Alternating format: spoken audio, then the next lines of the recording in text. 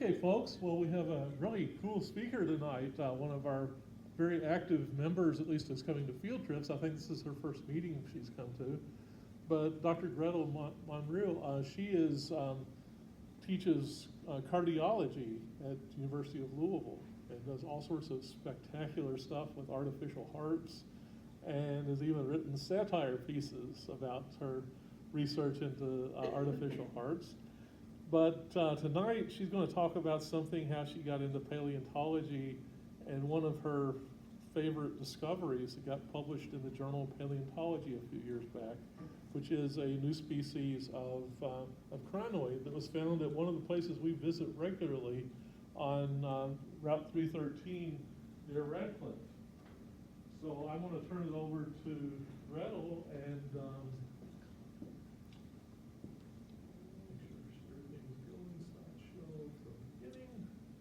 and I'll start taping you here, or recording you here. Thank you guys for inviting me. I'm really happy to share this presentation with you, and I hope you enjoy it.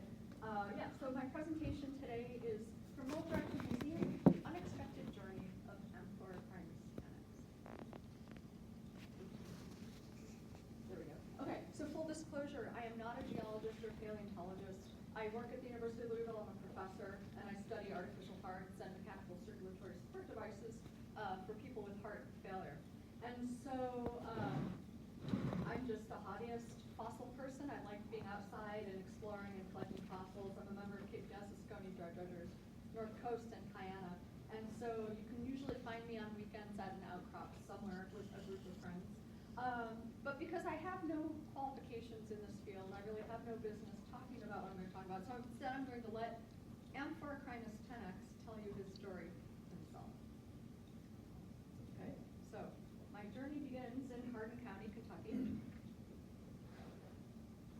I was just laying around on the ground when suddenly this lady picked me up, and I got my photo taken for the very first time ever. I was in pieces when that lady found me. There's the anterior face and the posterior face of the fossil at the time of discovery. And so, as we all know in this room, it's a crinoid, a marine animal, not a plant, related to starfish, and they still live in our oceans today. And crinoids have been around for hundreds of millions of years, and we almost lost all of them at the end of the Permian extinction event. And that's when we lost trilobites, some of the big brachiopods species, eurypterids, and all sorts of things. The crinoids squeaked through and are still thriving today. But they especially thrived during the Mississippian era, so that's considered the age of crinoids. And so the Mississippian period was a time where the planet Earth was pretty jacked. You could see mean planet temp was higher than today, sea level was higher, atmospheric O2 higher, CO2 higher. So it's planet Earth really on crack.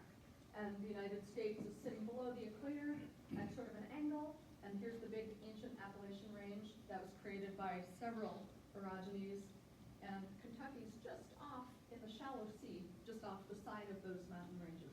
And that's a really important location.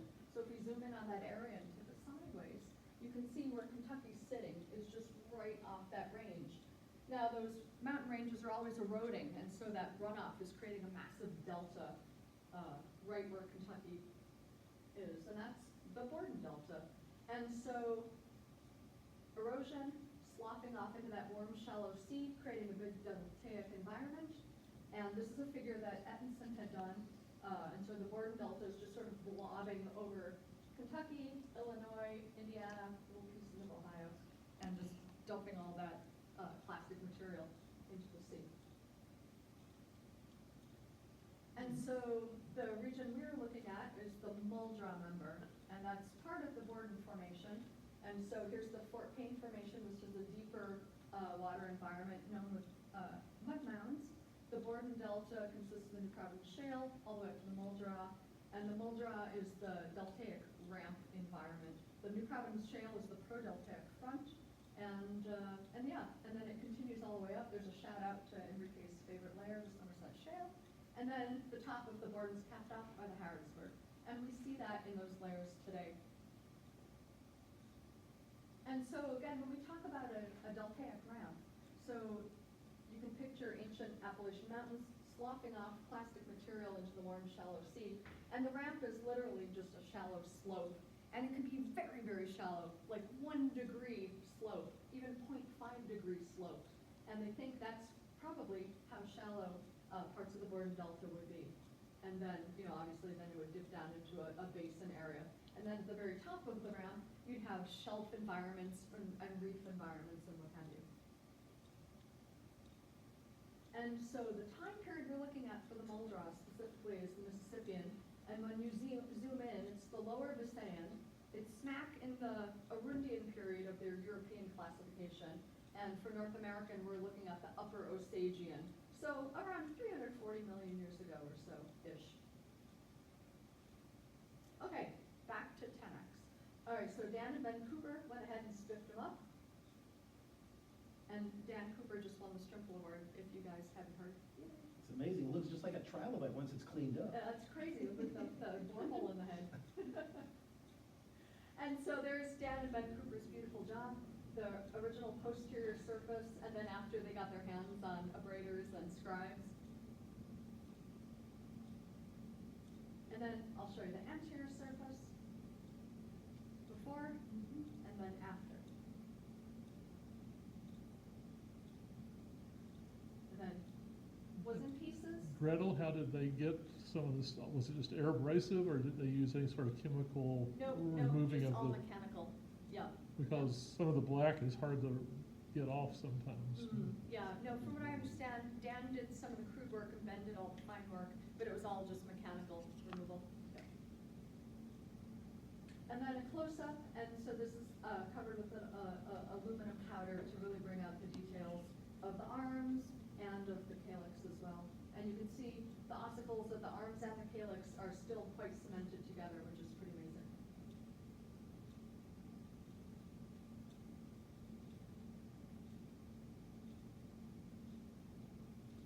Okay, all right, so then these people teamed up to study me. So myself, my friend Stephen, Alan Goldstein, who you guys know, and then Bill Ostrich, who's one of the crinoid experts up at Ohio State. Okay, so Bill Ostrich and I in particular, we had to figure out what we had in front of us. And Bill really did all the legwork of this. I had attempted to figure out what I had in front of me myself and wasn't sure if I was going down the right track. And that's when I reached out to Bill Ostrich originally. And so, he could tell exactly what it is, but he's seen a bazillion crinoids and I have not.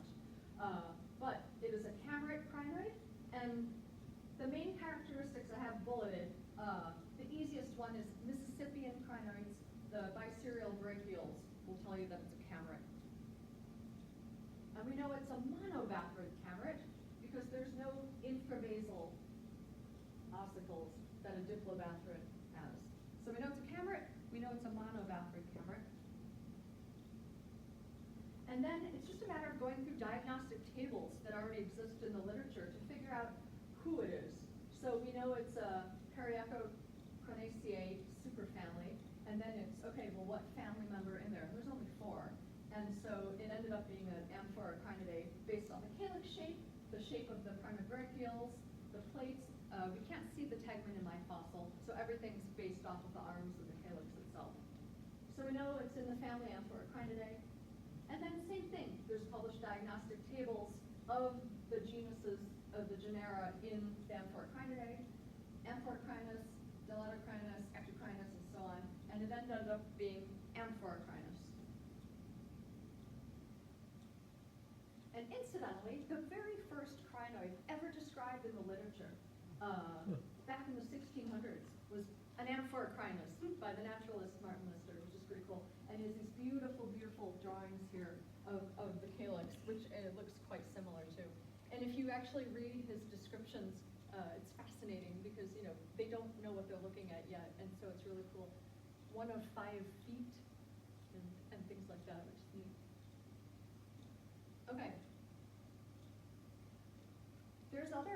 amphoricrinus specimen out there in the United Kingdom, Ireland, Belgium, the U.S., and China.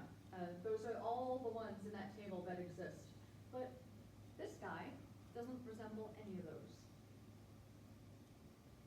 And all of those existing ones in the UK, Ireland, Belgium, US, and China, this is where they're located if you use a Mississippian map.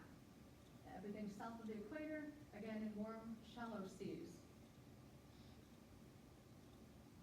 And all of those specimens are fragments. And so it's for some of them, especially the Chinese ones, it's very hard to determine even if those really are amphoricrinus. We think they are, but it's hard to tell. But these are the existing specimens that are known. So we determined it's a new species. And so my friend Stephen and I got to give him a name. So we decided to name him Amphoricrinus tenax. Tenax for Latin for steadfast or tenacious, which we figured he had to be to make it this far. So Bill Ossich did cluster analysis and phylogenetic analysis to figure out who he's related to the most. And it turns out, of those specimens, he's most closely related to the ones from China. And so I have the Chinese ones marked, and then I have the US ones marked. The ones that aren't marked are European. And if you follow the simplest path of the dendrogram for the cluster analysis and the dendrogram for the phylogenetic tree, he's closely related to Chennai and Pseudoturgidus, which was really surprising because he's a US crinoid and other amphoricrinuses exist from the US, so we had figured they would all be related. But the Chinese thing was really, really cool, and we'll talk about it in a second. So, new species, we had to publish a manuscript on him, so that went to the Journal of Paleontology in 2001. And then because he's a holotype, he had to go live in a museum, so he packed his little suitcase there, and he got to go to the Smithsonian with me. He got to meet his new friends, the curators Jesse Nakano and Mark Florence, who are taking very good care of him. And he now lives in the Springer collection of echinoderms at the Smithsonian. And he's probably literally in one of those exact drawers, actually. What made you decide to deposit it there instead of like in the Cincinnati Museum, for example? Because the Springer collection had the largest collection of crinoids, and they currently have almost all the other amphoricrinuses. So we figured he should be with his cousins and aunts and uncles and stuff. Yeah. Springer did a lot of work here in Kentucky, too. Yeah. The collection's enormous. Okay, so you can deduce a ton of info about Amphoricrinus tenax from his single fossil alone. And I would imagine that's the same thing. Any of the fossils that Rick has in front of him, one fossil tells a huge amount of information if you listen to its story. So, I was happily living the crinoid life on a carbonate silicoplastic ramp in the Borden Delta. So again, clastic materials, silicates, quartzes, feldspars, eroding down from the ancient Appalachian Range into the Borden Delta, creating the delta. You have a tidal flat lagoon shoal. Tenax lived on the mid-ramp level. We know that because we know what the Muldrow is made out of. So we know it's a ramp environment. It's not a basin environment like Fort Payne. It's not a shelf environment like the Burlington or the Cuyahoga Formation, or even Edwardsville-ish. And so he's sitting squarely on the ramp, hopefully with a pina colada. And the Borden Delta may have looked something like this. So this is an AI image I generated with software. Ancient Appalachian Range, lots of runoff and stuff pouring into a warm, shallow, salty sea. And so I would imagine it looked something like that back then. And then tenax lived somewhere on that deltaic ramp. So again, ancient Appalachian Range, very, very shallow sea on a slope of as little as 0.5 or even 1 degree. Now, carbonate silicoplastic ramp, that's really common with crinoid fossils. But in today's world, and this was with thanks to Dave Meyer, he and I talked about this, the Lizard Island, Australia environment is pretty much the only place on Earth right now that you can call a silicoclastic ramp, a carbonate silicoclastic ramp, where crinoids live. This is the only example.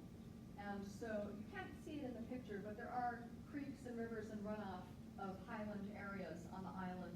And then in the little shoals and flats and ramps, there are crinoids today. My paleogeographic origins in China may suggest open migratory routes.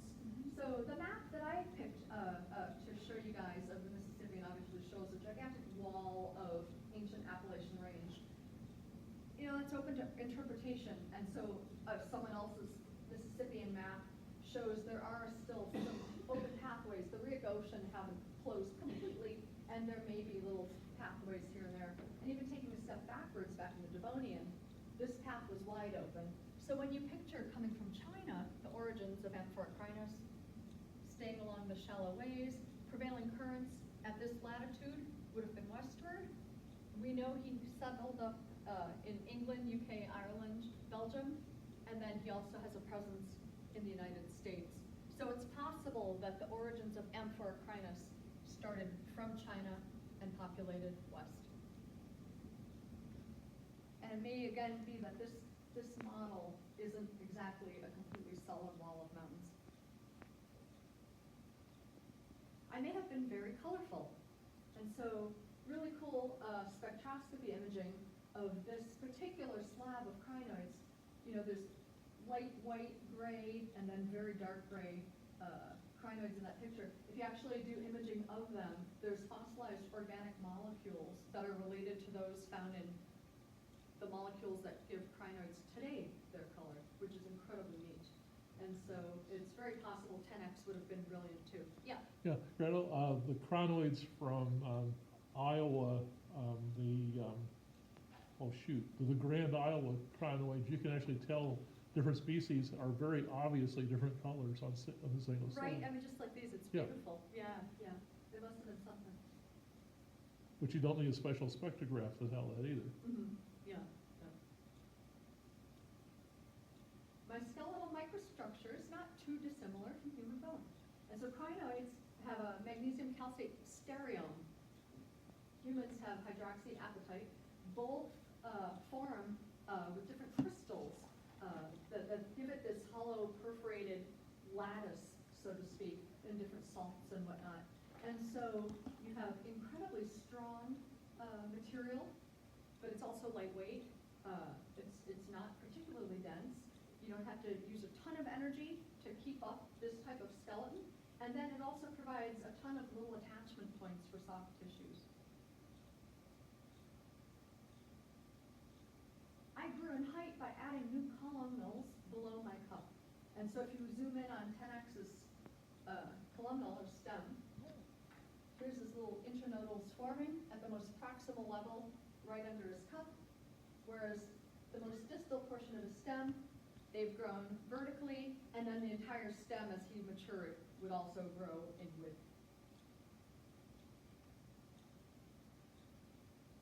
My arms and brachials suggest I probably had a dense filtration fan. So he has biserial brachials.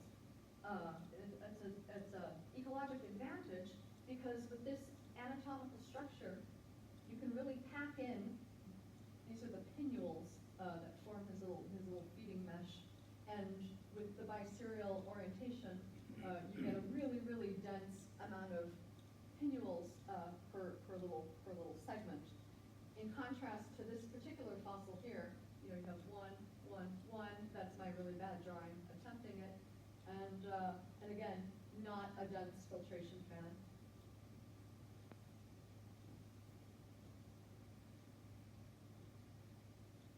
When I was hungry, I did not face into the current to eat. And we know that. We know that from observing crinoids. We also know that from modeling crinoids. So this is computational fluid dynamics that Danowski did. This is a crinoid exactly like my little cartoon, facing into flow. Red is highest velocity, blue is completely static or no flow. And if a crinoid faced into the current, it would be like that dog trying to drink out of the water fountain. The velocity is just too great. All his little food bits would just go right past him in the current. I faced away from the current, creating a dead space of low flow where I can grab food particles more easily. Same thing, the modeling, now the crinoid's facing away from the current. Food bits are coming from behind, and then based on the anatomy and the hydrodynamics of the arm posture, creates a dead space, and you have even retrograde flow back into the pinnules and the tube feet, and he could bring food into his little mouth.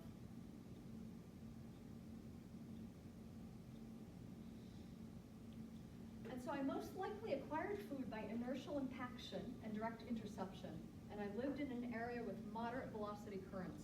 So we know this. He was not a gravitational deposition feeder. He is a massive, probably dense filtration fan. We know the Muldrow was moderate current. We know there were storms and waves. He got his food by having the food smack into him, being brought to him.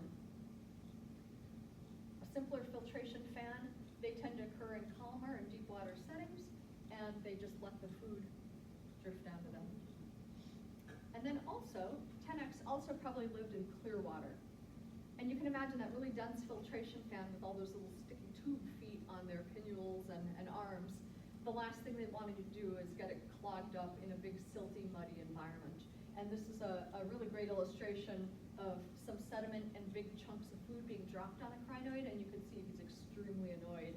So much so that when the big chunk of food hits his arm, he reacts by trying to wave it off, which is pretty neat. And so with a dense filtration fan, that would be a mess because he'd be covered with junk. Predators were around. So you guys have seen, Rick, you have a bazillion crinoids getting preyed upon in your collection. That's And one. Yeah, there is one, that's yours, yeah. And boreholes from all sorts of creatures, so they were clearly delicious. If a predator chopped my arm off, I could regrow a new one. And so we have that in the fossil record, and we have that as a modern living extant crinoid regenerating a new little arm. I could have developmental deformities. Like any creature out there, things can go wrong. This just coincidentally happens to be an Amphorocrinus specimen, 4 arms. And an easy argument would be like, well, one of the arms got chomped off. And that's actually not the case, because the arms are all at a 90-degree angle. Pentameric symmetry, a crinoid's 5 arms would be 72 degrees apart. A normal crinoid would look like that. An arm-chomped crinoid would be missing an arm, but still maintain that angle. This guy with the developmental deformity has 4 arms, and so it's almost like Mother Nature did the best they could with the 4 arms and made sure they were spread out 90 degrees, so he still had symmetry all the way around so that he could meet the environment. I could get infections. So there's a parasitic infection of a crinoid stem as a fossil, resulting in a gall. And then this is a cyst on a living crinoid created by a worm. And so that's NO is new ossicle, that's the internodal, and that's the nodal.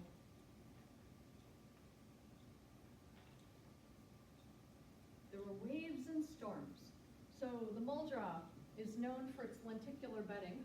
And as you can see, these are either storm waves or just the normal current scouring of the seafloor. And so all sorts of turbulence as well. And so because of that, suddenly, bad storm or gravity flow. I was pushed over backwards, falling posterior side first into the sediment. We know this. The posterior side faced down and was excellently preserved. The anterior side faced up and was partially degraded. My column was broken, some unknown distance from the holdfast. I remained lateral when I fell. Unlike Rick's crinoid face plant fossil, 10X stayed completely lateral on his side. I was buried in anoxic conditions very quickly. If you take a living crinoid and kill it and set it out outside, he'll break down extremely fast. And especially if you study the stem, the columnal is the most resistant to decomposition, so that makes the most sense to study. within a day, the stem is already broken in at least 2 pieces, and so on and so forth, into multi-segments far out of 6 days. 10X's stem didn't decompose, so he was buried within hours. But I remained close enough to the surface that my anterior face partially decomposed. So again, his anterior face was facing up, and this isn't weathering, that's decomposition that's been fossilized.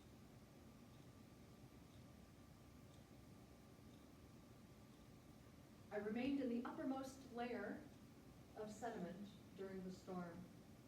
We know this because the matrix is uniform and fine-grained, and that stayed right on the top. I died and was buried close to where I lived. I was not tumbled or transported far. We know that because all his delicate features are intact. His arms are intact, the ligaments supporting all those ossicles are intact, 23 centimeters of his columnal remained intact. Other creatures lived around me. One created a burrow near me when I was buried, damaging some of my arms. So this strange little mush here is actually a collapsed burrow that some little creature dug through, mashed up his arms, just going about living his life, or perhaps trying to escape from that exact same storm or gravity flow too. I'm a great example of the earliest phase of disarticulation. Disarticulation is related to the surface area of the ligaments, and the larger the surface area, the better chance of holding everything together. And so we're capturing as a snapshot of the earliest possible phase of disarticulation. The pinnules, the tiniest pieces of him, are mostly disarticulated, the arms barely, calyx not, and the stem was not disarticulated. The stem was in pieces, but that was the rock breaking after the fact. His stem was not disarticulated.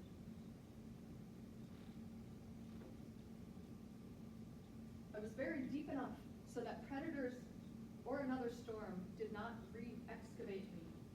And again, all his delicate features are intact. The sediment on top of me was stable and did not shift during compaction. And so this is one of Jim Thomkus' crinoids in one of his manuscripts, showing a beautiful crinoid. The arms are sheared off as there's oblique compaction and rotation of the calyx. Over time, I became a fossil, while above me more layers of sediment were deposited that supported my life. 340 million years later, creation of the Joe Crowther, Kentucky 313 in Hardin County, helped to re-expose me to the surface so I could begin this unexpected journey.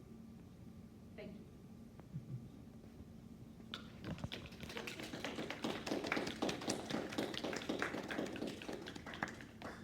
So you've determined this crinoid is a male, so does it have a name? We don't know the gender, actually. We have no way to determine that. Oh, you just kept calling it. I know. Well, Amphorcrinus it's a masculine gender of Latin, so 10X had to be a masculine name to match it. Oh, I okay. couldn't call him, I couldn't name him Amphorcrinus cardia, for example, because that would be a feminine. Cardia is female, Amphorcrinus is male, so it has to be male-male. So that was one of the naming Well, that makes restrictions. sense. Yeah, is 10X. So just by default, since it's masculine Latin, I just call him he. But Yeah. 10X could very well be a female specimen. Yeah, there was a paleontologist here, well, he wasn't a paleontologist, he was a famous geologist in Kentucky called Willard Bruce Gilson that published a ton of material. But his knowledge of paleo was sometimes a little sketchy, and he found a new specimen of the famous sponge Brachiospongia. And people made fun of him in the Journal of Paleontology because he named his new species Brachiospongia minimus instead of minima. Uh-huh. Yeah, it has to match. Yeah, it has to be the same gender. That's right.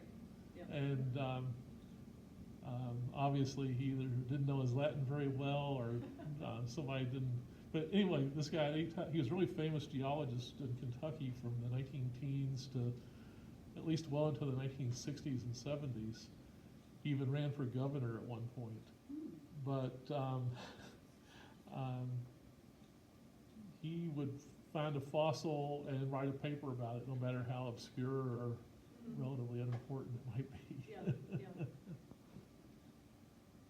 Gretel, this was the best paleo lecture I have ever seen, Aw. and thank you. for Yeah, the- you must have really lucky students. I do a lot of presentations. Yes, I mean, the cartoon, the drawing, the explanation, everything. Oh, thank Top you. notch. I mean, and you didn't use that red laser pointer too. I do not own a red laser pointer. Question, what do crinoids eat? What I do mean, crinoids eat? Little zooplanktons and phytoplanktons and any little Okay. bits of detritus that are floating around. And actually, when I was talking with Dave Meyer, because I guess, full credit, Bill Ossich and Dave Meyer, I'm not in this field at all. So they were immensely helpful. And then obviously, I have to credit Mary Beth Gatliff, she's an artist in Cincinnati, who did the original crinoid and trilobite artwork, and then I modified it. But Dave Meyer was telling me that there's he did a publication showing that, depending on what they eat is highly correlative to the width of their ambulacral groove on their arms so that they can bring food down to their little mouth. Obviously, if a food bit's too big, they're not going to deal with it, but there's a really tight correlation. So I would imagine he would probably have sort of like a medium level ambulacral groove, so he wouldn't be eating, probably get anything you can get, but mid-ramp with Little moderate plankton, currents would no probably be, worms, it would probably be excellent feeding, I would imagine, especially in the Borden Delta. Yeah. Although your specimen didn't have the holdfast on it, is it known what type of holdfast Amphorocrinus had? No, not yet, because all those other specimens are just bashed up cups. Yeah. We've never found a hold fast within the entire genus. No, my specimen's the most intact and complete ever by And- far. Yeah. And camarates have a wide variety of holdfasts. Yeah. No, we don't know. Hopefully, more Amphorocrinuses will be uncovered, particularly in the Muldrow. I mean, I hauled Enrique up there and showed him the exact spot where 10X came from. And Enrique and we swiped one patch of the bench, right? What did we find? Crinoid. Another crinoid. Yeah. You did? Yeah. Same kind? I don't think he was exposed enough for us to be able to tell. No, it has to be cleaned up. I think my friend Stephen found a disparate up there, but you couldn't see the calyx enough to identify who that was. The Muldrow's been published though, so Bill Ossich and Alan Goldstein did a paper, not of the Joe Prather, but there used to be a quarry that was a couple miles away, not too far from Buttonmold Knob, the famous site. But the quarry was so dense with crinoids that they said when they pulled up with their cars and stepped out, they were stepping on calyxes next to their car. But if I remember correctly, monogastric camarates were not the dominant crinoid that they were finding in that quarry location. But I'd have to reread that paper. But there were a ton. I think they found somewhere between like 16 and 30 different species. A bunch of new ones too, because that's a Brotocrinus debrae. That's the one Alan named after his wife. Yeah. Yeah, next year, the Geological Society of Kentucky, we're going to have our annual field trip, probably either September or October, and do the Joel Prather Highway. Yeah, that'll be So great. I've already sent you an email sometime back. Oh, yeah, happy We're trying to help put however I together can. a crew to go out and describe the outcrops and put together a field guide. Yeah. And of course, we'll have to have a meeting someplace in the area there. Mhm. You didn't show up for the one at Natural Bridge, did you? I No, drove down in did the you? morning of only for the field trip. But usually those meetings will meet on a Friday night for a dinner and banquet type thing. Well, when we meet at that McDonald's on the corner there, I know there's a couple hotels around it, but I don't know if they have a hall or Yeah, anything we're gonna like have to that. investigate all that, but you're Yeah. part of the crew, so I'll keep you on all the Sure, yeah, emails. yeah. I'm glad we didn't schedule anything for the next few days. Yeah, right, yeah. I have another question, about the Borden Delta. Yeah. In eastern Kentucky, the different members of the Borden Formation, being closer to the clastic source and Yeah, stuff, yeah. they've got relatively few fossils in them, no kind or things like that, because it was really muddy and stuff there, close to the beginning part of And the the delta. presence of all the clastics too. Right, that's Yeah, right. All the yeah. stuff would clog up the Yeah. echinoderms, feeding systems and Yeah. stuff. then you get down to where like the Fort Payne Formation is, the water's super clear. You have layers that are just like solid crinoid debris and stuff like that. Yeah. I guess this mid-ramp area must have been clear enough It would so have that to it be. didn't gum up the works of the crinoid. I It's think so. it's distal from the source area up in Ohio. Yeah, I would think with the dense filtration fan, he wouldn't have made it if it was a super silty, muddy mess. It would have to be clear enough. It would be neat if I could time travel back and put on a snorkel and like swim down to see him and see, how deep he Yeah. was and what it was like and stuff like that. But Fort Payne is uber crinoids because it was nice and clear and I stuff. think But this Muldrow- must have been clear enough, I like think you're saying. Muldrow is too, and it's just not been investigated. I mean, Okay. no one pays any attention to the Muldrow, which is crazy, because when you look at a map, right, Fort Payne, highly, highly characterized, and then let's just jump over to, well, I guess it'd be in this direction-ish, Edwardsville Formation, Crawfordsville, highly, highly characterized. But if you draw a line connecting those two, the Muldrow goes right through it. I would imagine that whole arch, you could probably, if you just tromp right through, I bet you that whole place is just loaded.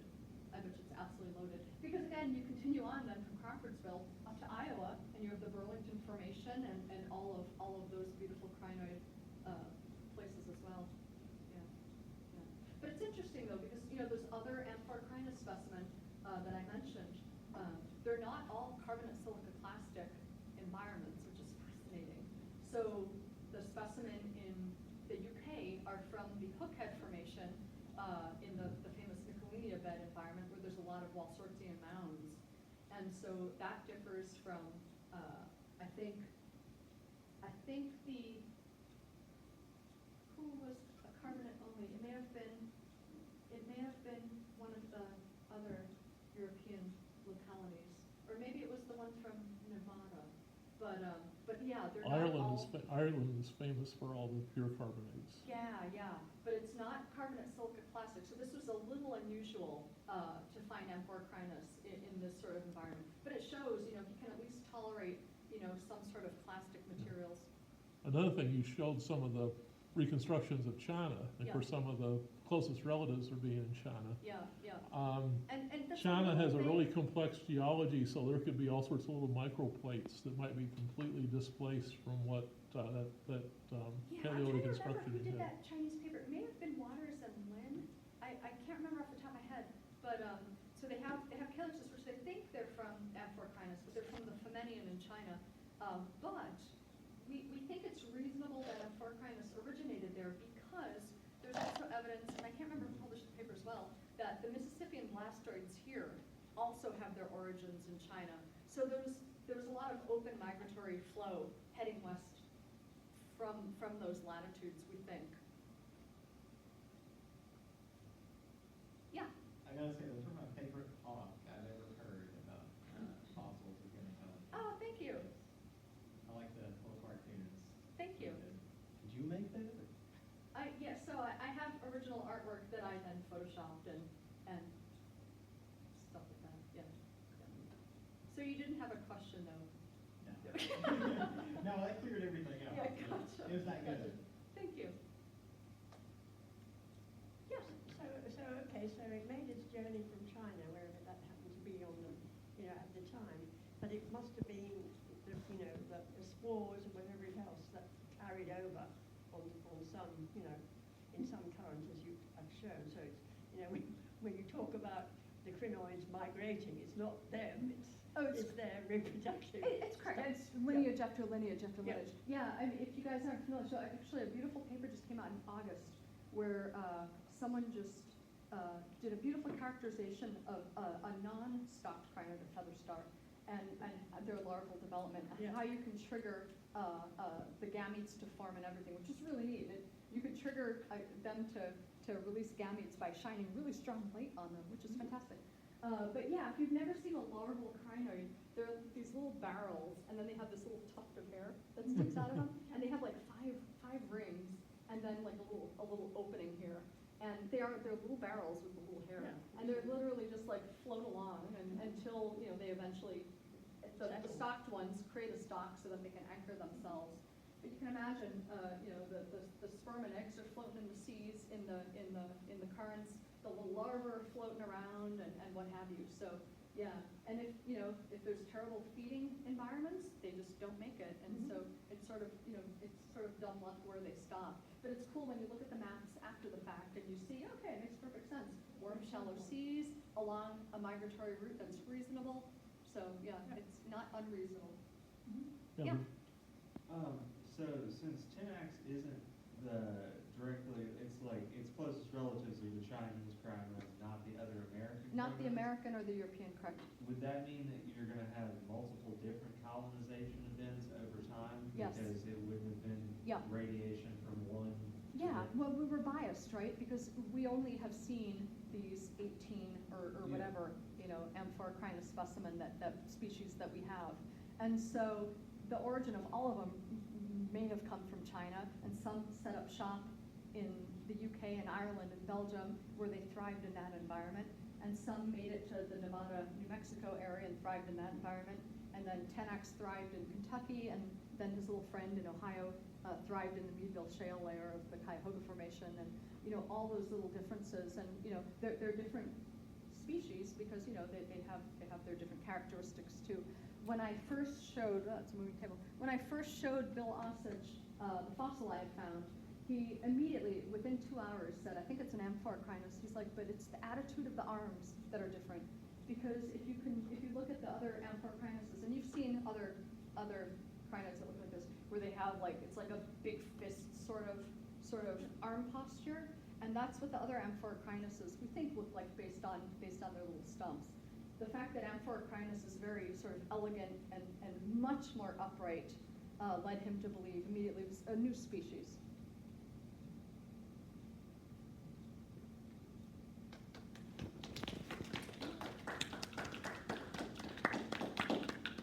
Anyway, I guess that's all for now, but if you want to talk any to Gretel, we can hang around a little bit. But I know she has a long drive and dissipating hurricane weather, so I guess that's it for this evening. Next month, we'll have Linda Carr talking about some of her research into astrobiology and Mars. And I think the recording might have